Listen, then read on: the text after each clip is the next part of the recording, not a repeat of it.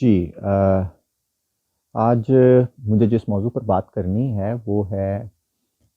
कौमी सवाल या कौमी आज़ादी और थर्ड वर्ल्ड मार्क्सिज्म यानी तीसरी दुनिया का मार्क्सिज्म। तो इसमें मैं दोनों टर्म्स को पहले एक्सप्लेन कर दूं कि जब मैं कहता हूं कौमी सवाल या कौमी आज़ादी, तो कौमी सवाल बेसिकली एक दिए हुए सोवरन स्टेट के अंदर ही जो मुख्तलिफ नेशंस होती हैं उनके सवाल को हल करना होता है। वो विद इन कॉन्स्टिट्यूशनल डोमेन आप हल करने की कोशिश करते हैं। इसके बरक्स जो कौमी आज़ादी होती है वो मुकम्मल तौर पर एक इंडिपेंडेंट स्टेट जो है उसको कायम करने के लिए लड़ी जाती है। यानी जो कॉलोनाइज्ड कंट्रीज़ होते हैं वो किसी कॉलोनाइज़र से आज़ादी हासिल करने के लिए लड़ाई लड़ रहे होते हैं। तो एक तो हमें ये इसमें फ़र्क करना पड़ेगा। ज़ाहिर है जब मैं कौमी सवाल या कौमी आज़ादी की या नेशनल लिबरेशन की मूवमेंट भी आप इसे कह सकते हैं या राइट ऑफ सेल्फ डिटर्मिनेशन भी कह सकते हैं, जब उसकी बात करता हूँ तो उसका तारीख़ी तनाज़ुर में बयान करूँगा तो वो ज़ाहिर है थोड़ा सा कॉलोनियल एज से शुरू होगा। और जब मैंने कहा कि कौमी सवाल या कौमी आज़ादी और तीसरी दुनिया का मार्क्सिज्म जब मैं कहता हूँ या थर्ड वर्ल्ड मार्क्सिज्म मैं कहता हूँ, तो फिर यकीनन ये सवाल भी पैदा होता है कि वो किस तरीके से यूरोपियन मार्क्सिज्म से मुख्तलिफ है या वो सोवियत यूनियन का जो ऑफिशियल मार्क्सिज्म है उससे वो किस तरीके से मुख्तलिफ है। तो थोड़ा सा मैं इसको भी आपको एक्सप्लेन कर दूं कि यूरोपियन मार्क्सिज्म जब मैं कहता हूं तो उससे मुराद होता है जिसको हम वेस्टर्न मार्क्सिज्म भी कहते हैं। इसको हम आप कह लें कि जिसे कहना चाहिए कि बाद की जितने भी ट्रेंड्स हैं मार्क्सिज्म में जो कि यूरोप के अंदर इमर्ज होते हैं, जिसमें कल्चरल मार्क्सिज्म भी आ जाता है, जिसमें ग्रैमची भी आ जाता है और उसके बाद कल्चरल मार्क्सिज्म आ जाता है। तो उससे मुराद ये है कि यूरोप के अंदर जो है मार्क्सिज्म वो मार्क्स के बाद भी जैसे डेवलप होता है, तो मैं ये टर्म बड़े ब्रॉडर कॉन्टेक्स्ट में इस्तेमाल कर रहा हूँ। और जब मैं कहता हूँ ऑफिशियल सोवियत यूनियन मार्क्सिज्म, तो उसके भी बहुत से वेरिएशंस हैं। उसमें लेनिन ने जो इजाफे किए मार्क्सिज्म के अंदर और इनकलाब के दौरान जो उसकी तहरीरें हैं, और उसके बाद लेनिन के बाद स्टालिन ने भी जो उसमें इजाफे किए, तो उससे जो एक मार्क्सिज्म लेनिनिज्म या एक मार्क्सिज्म की जो शक्ल बनती है, तो हम इसे सोवियत यूनियन का या ऑफिशियल सोवियत मार्क्सिज्म कहते हैं, जिसकी अपनी फीचर्स होंगे। मैं थोड़े से उसको डिस्कस करूंगा कि वो किस तरीके से मुख्तलिफ हैं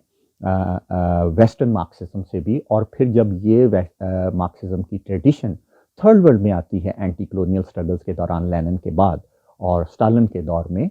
और उसके बाद जब कौमी आज़ादी की तहरीकें चल रही होती हैं और बैक-वक्त कौमी आज़ादी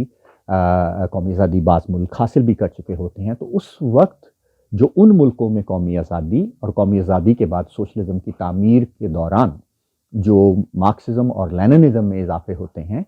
और जो जिस तरीके से उसमें इजाफे भी होते हैं, उसकी कंटिन्यूटी भी होती है, उसका रप्चर भी होता है, उसको मैं थर्ड वर्ल्ड मार्क्सिज्म कह रहा हूँ। अब इसको बाज़ मुल्कों ने मार्क्सिज्म लेनिनिज्म भी कहा है। इसकी बहुत सी शक्लें थीं। बाज़ जो थर्ड वर्ल्ड के कंट्रीज़ थे वो सोवियत यूनियन के ज़ेर असर थे, बाज़ लोग थे वो बीजिंग के ज़ेर असर थे, और बाज़ लोग हैं इंडिजिनस तरीके से भी बाज़ मुल्क जो हैं मार्क्सिज्म को अपने अपने कॉन्टेक्स्ट में अप्लाई कर रहे थे। तो लिहाजा थर्ड वर्ल्ड मार्क्सिज्म भी जो क्रिएटिव और आप कह लें इंडिजिनस ट्रेडिशन है थर्ड वर्ल्ड की, मैं उसके लिए एक ब्रॉडर सी टर्म इस्तेमाल कर रहा हूँ। लेकिन जब मैं थर्ड वर्ल्ड मार्क्सिज्म आपको कहना चाह रहा हूँ और उसको कौमी आज़ादी से जोड़ रहा हूँ, तो बेसिकली मैं कहने की कोशिश कर रहा हूँ रेडिकल ट्रेडिशन जो है मार्क्सिज्म की। मैं अभी हम इसे करेंगे कि वो मार्क्सिज्म जो कि थर्ड वर्ल्ड के अंदर ही चला, लेकिन वो बुर्जुआ डेमोक्रेटिक रेवोल्यूशन जो लेनिन ने हमें बताई थी उस ट्रेडिशन के अंदर था, लेकिन उस ट्रेडिशन को तोड़ने के बाद पोस्ट कॉलोनियल कन्फ्यूजन और नेशन बिल्डिंग जब प्रोजेक्ट जब फेल हो रहा था थर्ड वर्ल्ड में,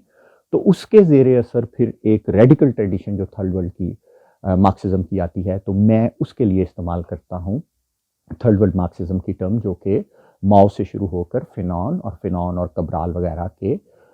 ऐसे दानश्वरों ने जिस मार्क्सिज्म को कौमी आज़ादी के लिए इस्तेमाल किया और कौमी आज़ादी के बाद सोशलिज्म की तामीर के लिए इस्तेमाल किया, तो उस ट्रेडिशन को मैं थर्ड वर्ल्ड मार्क्सिज्म कह रहा हूँ और उसको बड़ा लूज सेंस में इस्तेमाल कर रहा हूँ। मैं कहीं स्टिक नहीं हो रहा। तो जब ये दोनों चीज़ें एक्सप्लेन हो गई, तो अब मैं आगे चलता हूँ कि कौमी आज़ादी और थर्ड वर्ल्ड मार्क्सिज्म का आपस में क्या ताल्लुक है। तो सबसे पहले तो मैं आपको बता दूं कि मार्क्स में तो बहुत ही सादा हमें कौमी आज़ादी के हवाले से बात मिलती है। आपको पता है आयरलैंड की स्ट्रगल के हवाले से ही उसके पास एक सवाल था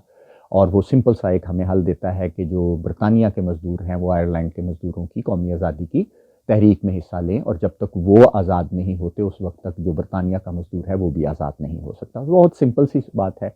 لینن مارکس کے بعد اگر ہمیں پتہ چلتا ہے تو اس کے بعد اسٹالن کو جب قومی سوال لکھنے کے لیے لینن کہتا ہے تو اس کی تحریریں ہیں اس پر، اور اس میں بھی اس کے سامنے جو ہے مارکس کی تحریریں ہیں. اس کے علاوہ اس کے سامنے مشرقی یورپ کی جو ہے قومیں ہیں جن کو قومی آزادی کی تحریک کا سامنا ہے، اور ان کے بارے میں اس کو یہ یقین ہے کہ وہاں برجوا ڈیموکریٹک ریولوشن کے امکانات ہیں، تو لہٰذا جو برجوا ڈیموکریٹک ریولوشن ہے اس کے ذریعے وہاں پر قومی آزادی کی تحریک حاصل کی جا سکتی ہے. لیکن جب وہ کالونائزڈ کنٹریز تک آتا ہے تو اس کو وہاں پر چونکہ ورکنگ کلاس نظر نہیں آتی، وہاں پر اس کو برجوازی بھی نظر نہیں آتی، لہٰذا اس طریقے سے وہ قومی سوال کو بتانے کے لیے میرا خیال ہے کہ اس طریقے سے بتانے میں کامیاب نہیں ہوتا. لیکن اب ہم آتے ہیں کہ لینن تک، کہ بلشوک انقلاب کے بعد اس وقت تک ہمارے ملکوں میں جو تھرڈ ورلڈ کے ملک جو بعد میں بنے، یا وہ ملک جو کالونائز تھے یا سیمی کالونائز تھے، ان ملکوں میں قومی آزادی کی تحریکیں اس وقت چل رہی تھیں، اور خاص طور پر پہلی عالمی جنگ کے بعد یہ تحریکیں مضبوط ہو جاتی ہیں. اب ان تحریکوں کے نتیجے میں جب قومی آزادی کی تحریکیں چل رہی تھیں، بلشوک ریولوشن کے بعد 1920 میں لینن جو ہے وہ ان ملکوں کی طرف دیکھتا ہے جن میں قومی آزادی کی تحریکیں چل رہی تھیں. اب سوال یہ تھا کہ ان ملکوں میں آزادی کیسے حاصل کی جائے اور ان ملکوں میں سوشلزم کیسے قائم کیا جائے. تو اس حوالے سے لینن جو ہے وہ بڑی حد تک رائٹ آف سیلف ڈٹرمینیشن کو ڈیفائن کرتا ہے. اب سیلف ڈٹرمینیشن جو اس وقت تک ہمارے پاس موجود ہے انٹرنیشنل لاء میں، وہ منرو ڈاکٹرائن سے لے کے 1838 سے ہم تک پہنچتا ہے، اور وہ جو منرو ڈاکٹرائن ہے یا یو ایس جو رائٹ آف سیلف ڈٹرمینیشن کی بات کرتا ہے، تو بنیادی طور پر وہ ان ملکوں میں رائٹ آف سیلف ڈٹرمینیشن کی بات کرتا ہے جن ملکوں پر برطانیہ، فرانس یا مغربی ممالک جو ہیں وہ قبضہ کیے ہوئے ہیں، اور امریکہ کو اس میں حصہ چاہیے. اس کے علاوہ امریکہ رائٹ آف سیلف ڈٹرمینیشن کو اس طرح استعمال کرتا ہے کہ اس کے زیر اثر جو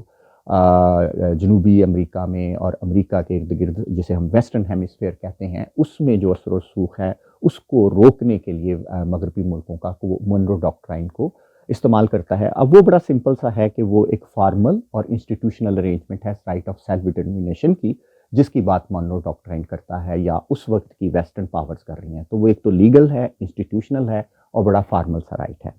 لیکن لینن جو ہے وہ پہلی دفعہ رائٹ آف سیلف ڈٹرمینیشن کو جب ڈیفائن کرتا ہے تو وہ کلاس کنٹینٹ کی بات کرتا ہے، اور اس میں قومی آزادی کی تحریکوں میں کلاس کنٹینٹ کو لے کر آتا ہے. اب وہ کس طریقے سے لے آتا ہے اس کو ذرا سمجھنے کی ضرورت ہے. تو لینن کے زمانے میں جو کیپٹلزم کی شکل ہے وہ بنیادی طور پر امپیریلزم کی شکل ہے. تو لینن بڑی حد تک یہاں تک تو پہنچ جاتا ہے کہ اسٹیٹ کا ایک کلاس کنٹینٹ ہوتا ہے.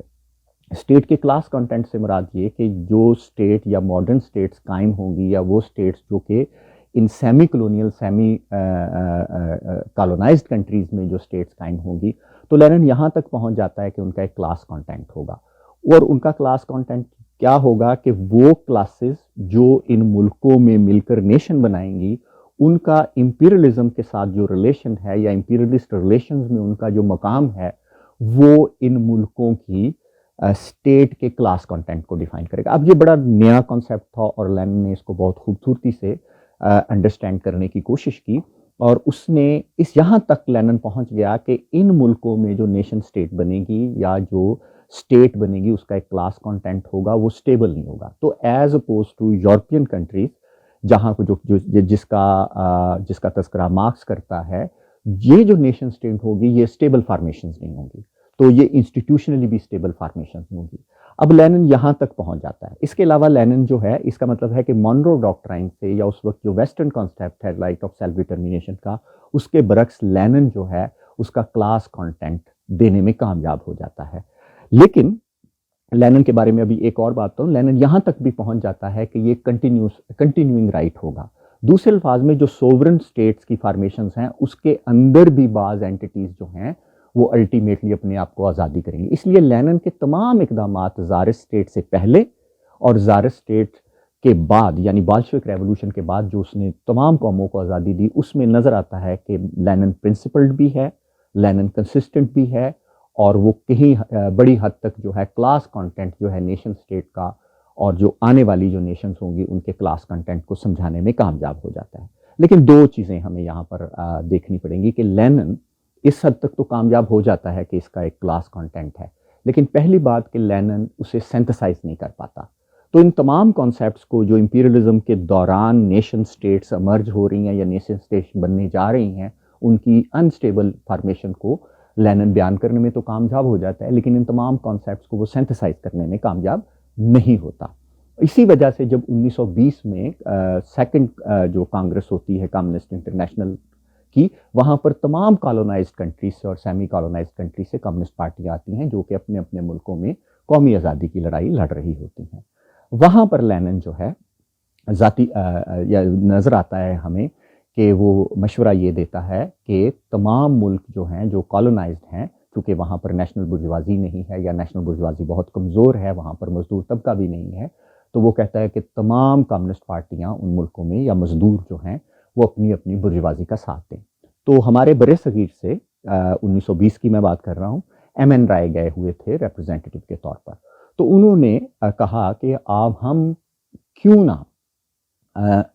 رشیا کی طرح یا سوویت یونین کی طرح ہم پرولتاریہ کا انقلاب کیوں نہ کریں، ہم مزدوروں کا انقلاب کیوں نہ کریں۔ تو اس پر لینن کی بڑی طویل بحث ہوتی، حمزہ الوی نے اپنے آرٹیکل میں اس کا حوال لکھا ہے۔ تو بلاخر لینن سوال کرتا ہے طنزیہ انداز سے، کہاں ہے تمہاری پرولتاریہ اور کہاں ہے تمہاری پرولتاریہ کی پارٹی؟ تو خیر بہت سی بحث کے بعد لینن یہ کنسیشن دے دیتا ہے کہ آپ کے ملکوں میں جو برجوازی ہے دو طرح کی ہو سکتی ہے، ایک پروگریسو برجوازی ہو سکتی ہے، ایک ریگریسو بھی، تو آپ اپنی پروگریسو برجوازی کا ساتھ دیں۔ تو جب لینن پروگریسو برجوازی کی بات کر رہا ہے تو ڈیفینیٹلی اس سے مراد نہرو ہے اور کانگریس ہے۔ تو یہاں ہمیں بڑا کلیئر ہو جانا چاہیے کہ لینن جو ہے وہ خود لینن کا انقلاب اپنا بھی آپ دیکھیں گے کہ برجوا ڈیموکریٹک فیز جو ہے انقلاب کی، لینن اس سے آگے نہیں گزر سکا تھا۔ لینن نے بنیادی طور پر برجوا ڈیموکریٹک ریولوشن کی ایک چھوٹی سی فیز ضرور رکھی، اور لیکن لینن اتنا سمجھدار تھا کہ اسے پتا تھا کہ یہ ایک لمبا عرصہ نہیں ہوتا کہ برجوازی انقلاب کر لے اور اس کے بعد جو مزدور ہیں وہ ایک لمبے عرصے تک انتظار کریں کہ سوشلزم کی اور یا آپ کہہ لیں کہ مزدور انقلاب کی جو کہہ لیں کہ شرائط جب تک پیدا نہیں ہوتی اس وقت تک انقلاب نہ کریں۔ تو ایک آپ نے دیکھا ہوگا کہ ڈوئل پاور قائم ہوتی ہے 6 مہینے کے لیے، اپریل تھیسس آتا ہے اور اس کے بعد وہاں بھی انقلاب ہوتا ہے۔ تو لینن بڑی حد تک یہ مشورہ دیتا ہے۔ اب یہ 1920 میں ہے۔ اب ہم آتے ہیں اپنے بر صغیر کی طرف۔ اب بر صغیر میں بڑی انٹرسٹنگ بات ہے کہ یہاں پر 1920 سے اسی پالیسی کے تحت جو کمیونسٹ پارٹی آف انڈیا ہے، یا اس وقت جو ڈفرینٹ کمیونسٹ فیکشنز ہیں، کیونکہ کمیونسٹ پارٹی تو جا کے بنتی ہے 1935 میں، لیکن جتنے بھی کمیونسٹ یا انقلابی دھڑے ہیں وہ بڑی حد تک مطمئن ہیں، جو بعد میں کمیونسٹ پارٹی آف انڈیا بنتے ہیں وہ بڑی حد تک یہ کلیئر ہیں جو کانگریس ہے وہ بنیادی طور پر انڈیا کو متحد رکھنا چاہتی ہے، اور بنیادی طور پر وہ ایک سیکولر جماعت ہے اور وہ برجوازی کی نمائندہ ہے، لہٰذا انڈیا کے اندر اگر انقلاب ہوگا تو وہ کانگریس کے انڈر ہوگا۔ اس کے برعکس وہ مسلم لیگ کو بنیادی طور پر ایک کامنل جماعت سمجھتی ہیں، ایک فرقہ وارانہ جماعت سمجھتے ہیں، اور اس کی جو سیاست ہے اس کو مذہبی سیاست سمجھتے ہیں۔ تو یہ صورتحال جو ہے کمیونسٹ پارٹی کی کہ کانگریس کی سیاست کو اپنی اصل سیاست سمجھنا اور اس کے پیچھے پیچھے چلنا، یہ تقریباً 1942 تک قائم رہتا ہے۔ 1942 میں پہلی دفعہ بنیادی طور پر، اب یہاں یہ بھی بیان کر دوں کہ اس کا مطلب یہ ہے کہ اگر کمیونسٹ پارٹی آف انڈیا جو ہے کانگریس کی سیاست کر رہی ہے 1942 تک، تو اس سے مراد یہ ہے کہ وہ انڈیا کو ایک قوم سمجھتی ہے۔ تو کیا انڈیا اس وقت کا متحدہ انڈیا ایک قوم ہے؟ ہم اس سوال کی طرف ابھی تھوڑی دیر تک آتے ہیں۔ تو لہٰذا 1942 میں لیکن جب سوویت یونین پر جرمنی ہٹلر نے حملہ کر دیا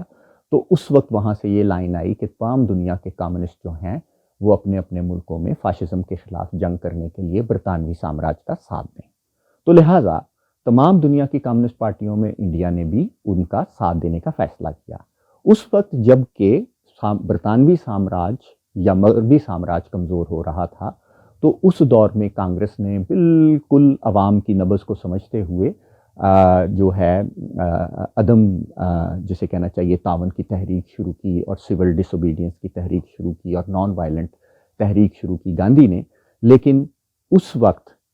ہماری جو کمیونسٹ پارٹی آف انڈیا تھی اس نے چونکہ فیصلہ کر لیا تھا کہ انگریزوں کا ساتھ دینا ہے، لہٰذا اس ساری ٹینشن کے اندر 1943 میں پہلی دفعہ کمیونسٹ پارٹی ایک رپورٹ لکھتی ہے جسے ہم ادھیکاری رپورٹ کہتے ہیں، اس میں پہلی دفعہ کمیونسٹ پارٹی آف انڈیا یہ قبول کرتی ہے کہ پاکستان یہ جو انڈیا ہے یہ بنیادی طور پر مختلف قوموں اور کلچرز پر مشتمل ایک خطہ ہے. تو اس طرح اپنے وہ پرانی پوزیشن جو 1920 سے چلی آ رہی تھی اس کو بدل لیتی ہے کمیونسٹ پارٹی آف انڈیا. اسی دور میں سجاد ظہیر، پی سی جوشی اور بہت سے لوگ مضامین لکھتے ہیں اور پاکستان کے مطالبے کی حمایت شروع کر دیتے ہیں. یوں یہ یہاں سے 1945 کے مینیفیسٹو تک بڑا ہی کلیئرلی جو مطالبہ کمیونسٹ پارٹی آف انڈیا کرتی ہے وہ بڑا سمپل سادہ کرتی ہے کہ برطانیہ برصغیر میں موجود غالباً 17 جو سوورن نیشنل اسمبلیز ہیں ان کو اقتدار شفٹ کرے. گویا مکمل طور پر وہ انڈیا کو یعنی متحدہ ہندوستان کو ایک کثیر القومی خطہ مانتی ہے. لیکن جیسے ہی 1946 آتا ہے، کیبنٹ مشن آتا ہے، اور آپ کو پتہ ہوگا اس دور میں بھی کہ اسی روا روی میں جو ہماری کمیونسٹ پارٹی ہے اس نے جو ہمارے مسلمان کامریڈ تھے ان کو مسلم لیگ میں جانے کا کہا. یوں یہ آپ کہہ لیں کہ کمیونسٹ جو مسلم لیگ کا مینیفیسٹو ہے آپ کو پتہ ہوگا وہ بھی ایک کمیونسٹ نے لکھا، دانیال لطیفی وغیرہ نے. تو یوں 1946 تک تو یہ صورتحال چلتی ہے، اور یہاں تک بھی کہا جاتا ہے کہ جو بنیادی طور پر اس سپورٹ میں مسلم لیگ کی جو مزدوروں اور کسانوں کی حمایت ہے پنجاب میں اور بنگال وغیرہ میں وہ مسلم لیگ نے مہیا کی، کمیونسٹ پارٹی نے مہیا کی مسلم لیگ کو جیتنے کے لیے.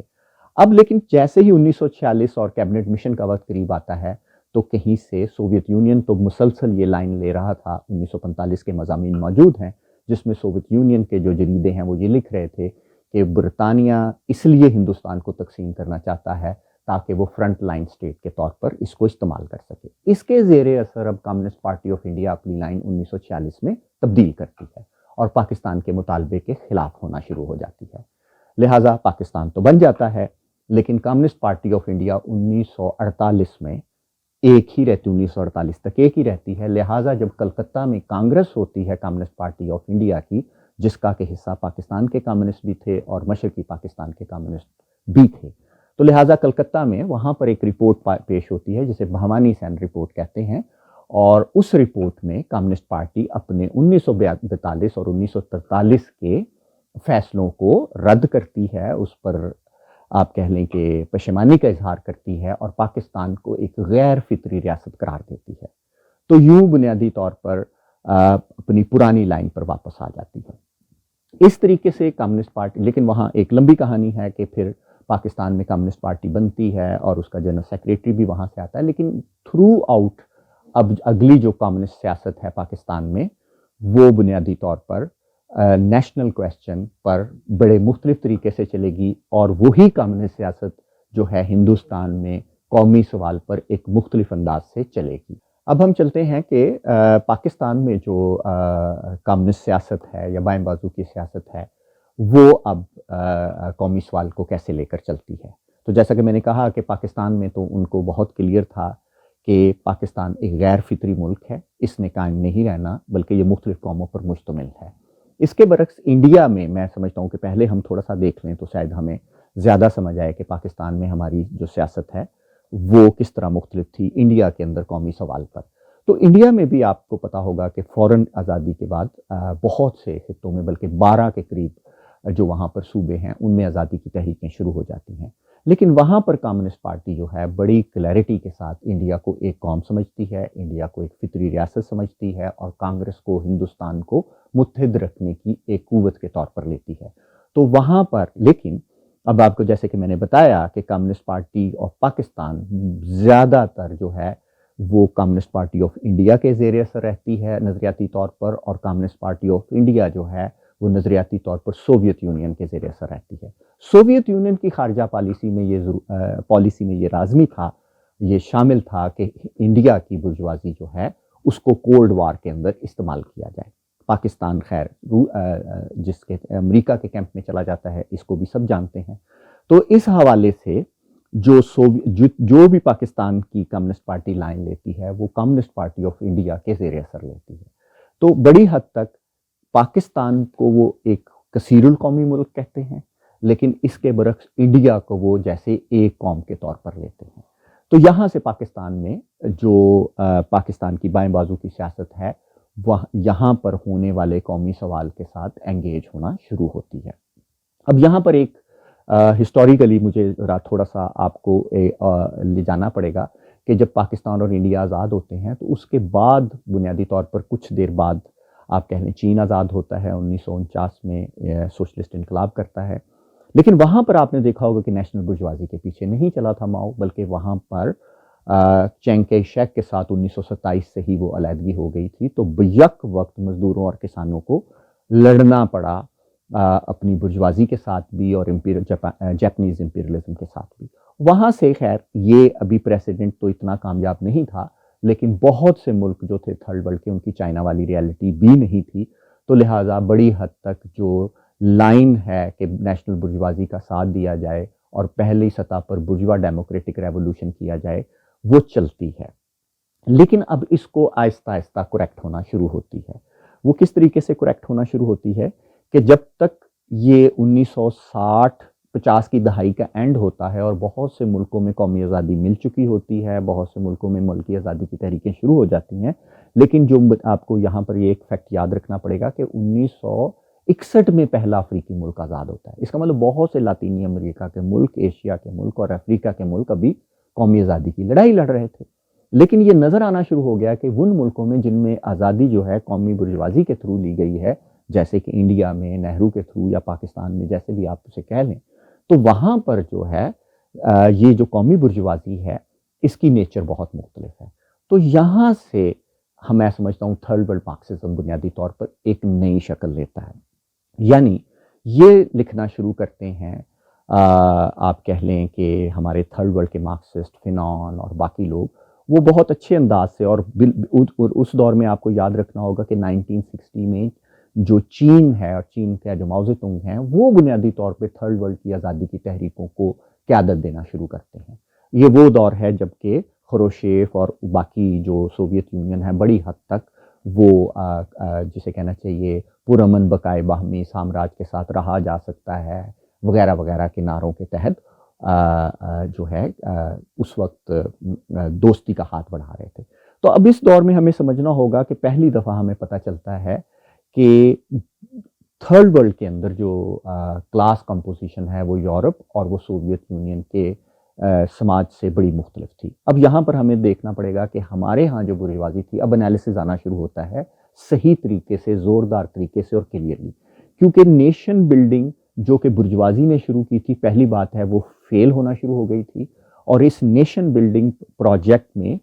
جو مختلف قومیں آباد تھی انڈیا میں، پاکستان میں، انہیں زبردستی ملا کر ایک قوم بنانے کی کوشش کی جا رہی تھی. لہٰذا جب یہ نیشن بلڈنگ پروجیکٹ فیل ہو رہا تھا اور پوسٹ کلونیل کنفیوژن آ رہی تھی، ہم کون ہیں، ہم پاکستانی ہیں، ہم سندھی ہیں، ہم مسلمان ہیں، ہم عرب ہیں، ہم کون ہیں، یا ہم ہندوستانی ہیں.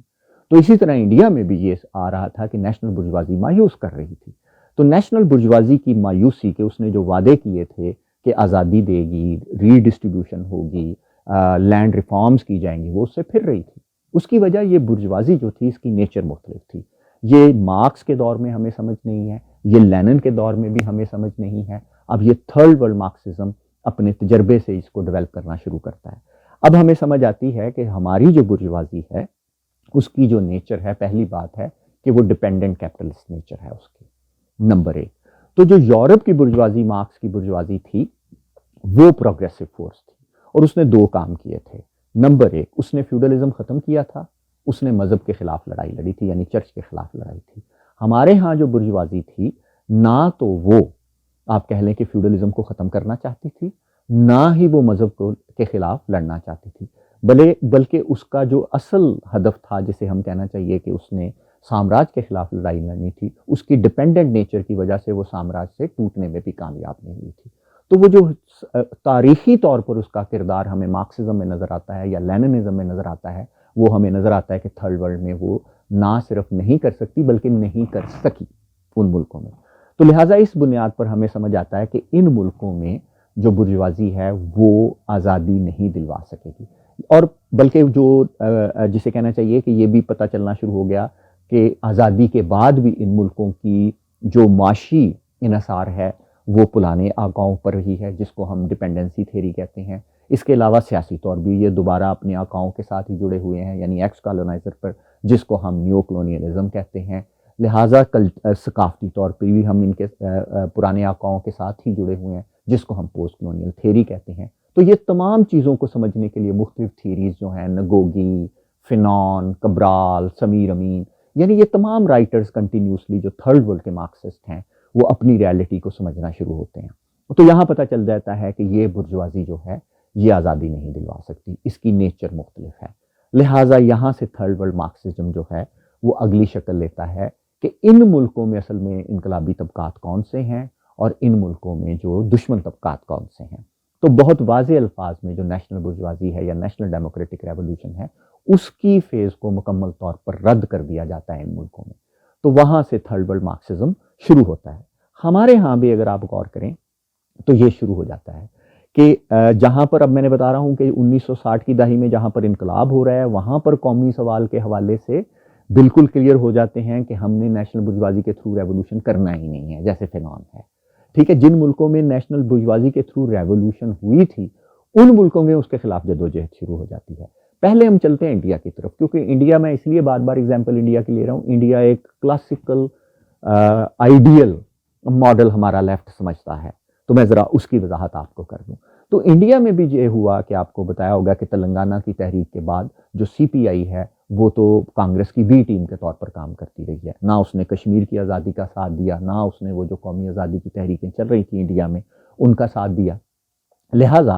اور نہ ہی لینڈ ریفارمز ہو سکی، نہ ہی وہ ترقی ہو سکی جس کا وعدہ تھا۔ لہٰذا انڈیا میں بھی جو مزدور اور کسان ہیں وہ اگلی سطح پر انقلاب کو لے جانے کے لیے، آپ کو پتہ ہوگا نکسل باڑی موومنٹ وہاں شروع ہوتی ہے۔ تو اس طریقے سے نکسل باڑی موومنٹ لیٹ 60s میں آ جاتی ہے، اور یہی وہ دور ہے جس میں جن ملکوں میں انقلاب ہو رہا ہے وہاں کلیئرٹی ہے کہ برجوا ڈیموکریٹک ریولوشن کی ضرورت نہیں ہے۔ وہ ملک جن میں ہو چکا ہے وہاں پر مطالبہ آگے چلا جاتا ہے۔ تو انڈیا میں نکسل باڑی موومنٹ بنیادی طور پر جو پرانی لائن تھی سوویت یونین کی، جسے ہم کہتے تھے برجوا ڈیموکریٹک ریولوشن کی، جو آج تک جاری ہے 77 سال سے، جس کے پیچھے سی پی آئی اور سی پی آئی مارکسسٹ چل رہے ہیں، اس کو رد کر دیتی ہے۔ پھر نکسل باڑی موومنٹ اپنی شکلیں اختیار کرتی، آج کی چھتیس گڑھ اور پستر کی تحریک کی شکل اختیار کرتی ہے۔ وہ آج بھی جو انڈیا کو ایک قوم جسے کہنا چاہیے ایک سیر القومی ملک سمجھتے ہیں، اور کشمیر کی آزادی کے ساتھ لے کر منی پور کے اندر یا جہاں بھی قومی آزادی کی تحریکیں انڈیا میں چل رہی ہیں ان پر بڑا واضح موقف رکھتے ہیں، جو کہ بہت مختلف ہے سی پی آئی اور سی پی آئی مارکسسٹ کے موقف سے۔ اب ہم پاکستان کی طرف آتے ہیں، تو پاکستان میں تو کوئی اس طرح کی ان کو نیشنل برجوازی وغیرہ کا وہم نہیں تھا، لہٰذا پاکستان میں جب نیشن بلڈنگ پروجیکٹ شروع ہوتا ہے تو وہ شروع میں ہی اس کی جو ساری جسے کہنا چاہیے پیچیدگیاں ہمارے سامنے آنا شروع ہو جاتی ہیں۔ لہٰذا نیب بنتی ہے، نیب پر بین لگتا ہے، 1 یونٹ بنتا ہے، اور وہاں سے وہ جو ہمارے نیشنلسٹ لیڈرز بھی ہیں وہاں سے جو پاکستان کے اندر مختلف قوموں کی شناخت کے حوالے سے لٹریچر آنا شروع ہوتا ہے۔ اب آپ اس لٹریچر کو چونکہ وہ سندھی میں بھی ہوگا، وہ بلوچستان میں بھی ہوگا، لیکن ایک چیز تو ہمیں نظر آتی ہے کہ بڑی حد تک جیسے بلوچستان کی تحریک ہمیں نظر آتی ہے، تو بڑی حد تک وہ متاثر نظر آتا ہے ہمیں قومی آزادی کی تحریکوں سے، لیکن چونکہ کمیونسٹ تحریک کا جو تال میل نظر آتا ہے وہ مجھے ایسے لگتا ہے کہ جیسے سوویت یونین کا اثر جو ہے ہماری قومی آزادی کی تحریکوں کو ابتدائی طور پر زیادہ تھا، لیکن سلولی جیسے رسول بخش پلیجو آ جاتے ہیں، بعد میں خیر بخش مری آ جاتے ہیں، اس کے علاوہ کشمیر میں بیرسٹر قربان آ جاتے ہیں، تو اس کے زیر اثر جو قومی آزادی ہے ہماری، جو انیشیلی شروع ہوتی ہے ولی خان اور غفار خان سے، وہ اس سے آگے اس کا کلاس کنٹینٹ بدلنا شروع ہو جاتا ہے۔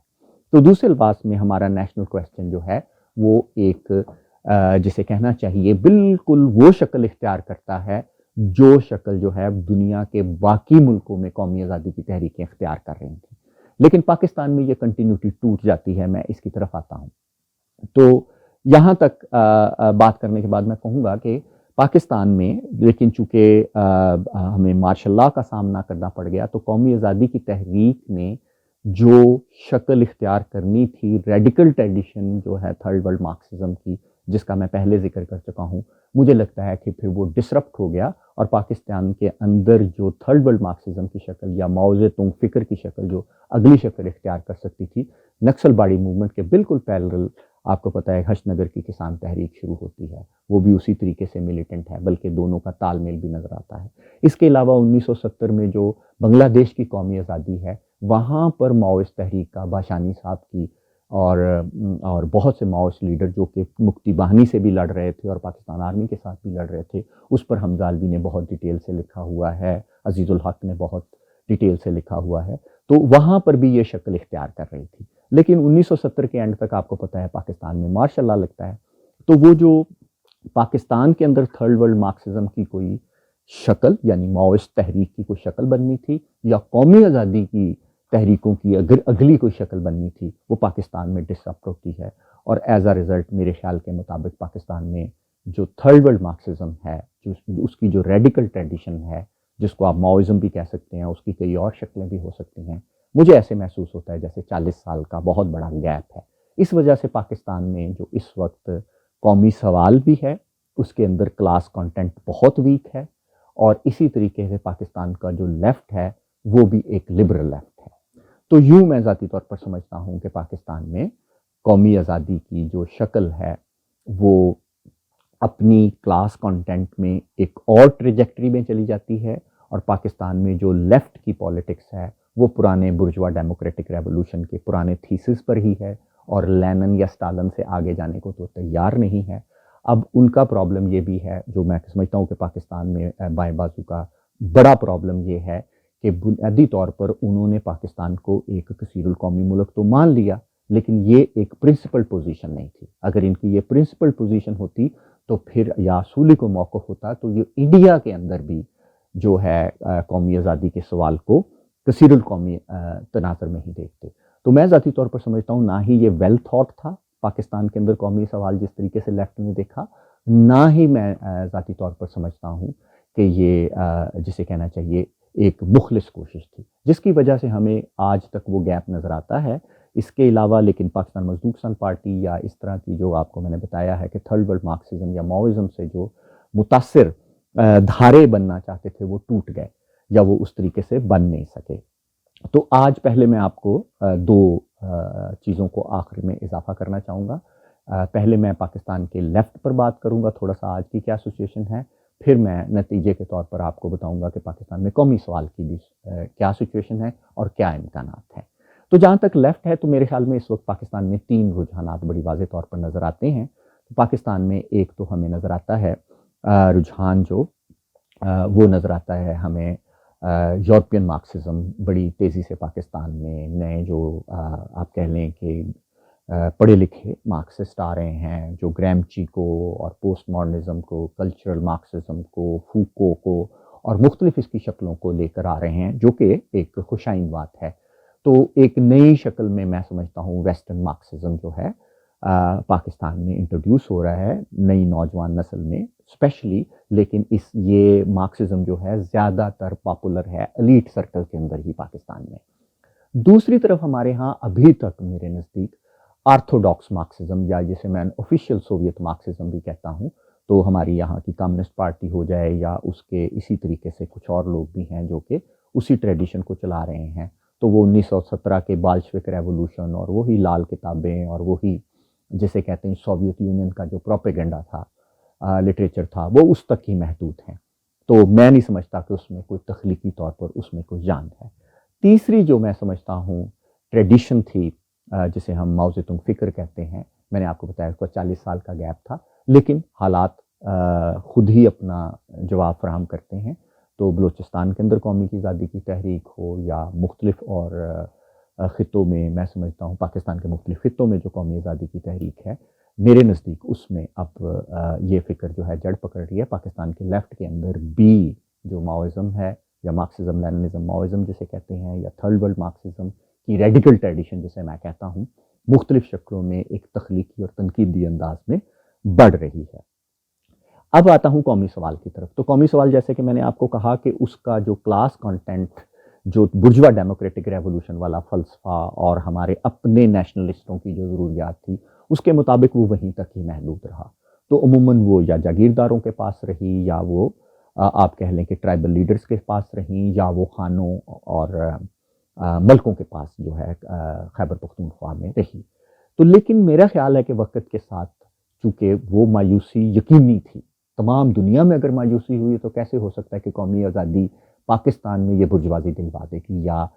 لوکل ایلیٹ جو ان قوموں کی ہے وہ دلوا دے گی۔ یہ کنفیوژن دور ہونی تھی، لہٰذا ایک فطری طور پر میرے نزدیک اس وقت سندھی قومی سوال ہو، سندھ کا قومی سوال ہو، بلوچستان کا قومی سوال ہو، یا میں سمجھتا ہوں ایون جو پشتون نیشنل کویسچن ہو، وہ میرے نزدیک اب ایلیٹ کے ہاتھوں سے پھسل گیا ہے۔ وہ اس کو استعمال تو کرتے ہیں، لیکن سندھ میں چلے جائیں مڈل کلاس کے پاس ہے، اب آپ چلے جائیں بلوچستان میں تو جو آج قومی آزادی کی تحریک ہے وہ کسی صورت بھی میں سمجھتا ہوں ٹرائبل لیڈرز کے پاس نہیں ہے، مڈل کلاس کے پڑھے لکھے نوجوانوں کے پاس ہے، اور ادھر بھی میں سمجھتا ہوں منظور پشتین کی جو تحریک ہے وہ ایک مڈل کلاس پشتون جسے کہنا چاہیے ایک کہہ لیں شعور کی تحریک ہے۔ اب سوال یہ ہے کہ یہ مزید رچ کیسے ہو سکتا ہے؟ تو مارکسزم بہت سادہ ہے کہ کنٹینٹ اپنی فارم لے کر آتا ہے، انیویٹیبل ہے کہ یہ نیشنل کویسچن جس طریقے سے غربت بڑھ رہی ہے، جس طریقے سے چیزیں بڑھ رہی ہیں، نیشنل کویسچن الٹیمیٹلی پیزنٹری اور ورکنگ کلاس میں جائے گا، جس سے قومی آزادی کی میں سمجھتا ہوں شکلیں بھی بدلیں گی، قومی آزادی پاکستان میں قومی آزادی کا سوال بھی بدلے گا، اور قومی آزادی کے سوال کے درمیان مختلف قومی آزادی کے سوال جیسے تحریکوں کے درمیان جو تال میل ہے وہ بھی مجھے لگتا ہے کہ نئی شکل اختیار کرے گا۔ اور میرے خیال کے مطابق تھرڈ ورلڈ مارکسزم جو ہے وہ ایک ریلیونٹ ہے، کیونکہ ہم سمجھتے ہیں کہ وہ ملک جو کہ تھرڈ ورلڈ مارکسزم میں یہ بتاتا ہے کہ وہ ملک جو کہ سیمی کلونیل اور سیمی فیوڈل ہوتے ہیں، ان ملکوں میں قومی آزادی کی جو ذمہ داری ہے ان کی برجوازی آزادی نہیں دلا سکتی۔ آپ دیکھ لیں کہ بار بار الیکشن لڑ کے یہ لوگ اسمبلیوں میں چلے جائیں گے، قومی کارڈ کو استعمال کریں گے، قومی سوال کا لفظ استعمال کریں گے اور وہاں پر کچھ نہیں کریں گے۔ تو لہٰذا یہ تو آج کلیئر ہے کہ نہ ہی یہ سامراج سے آزادی دلوا سکتے ہیں، نہ ہی سامراج کے ایجنٹوں سے آزادی دلوا سکتے ہیں۔ تو کلیئر ہو گیا کہ ان ملکوں میں جو قومی آزادی ہے اس کی ذمہ داری مزدوروں اور کسانوں کے کندھوں پر آ جاتی ہے،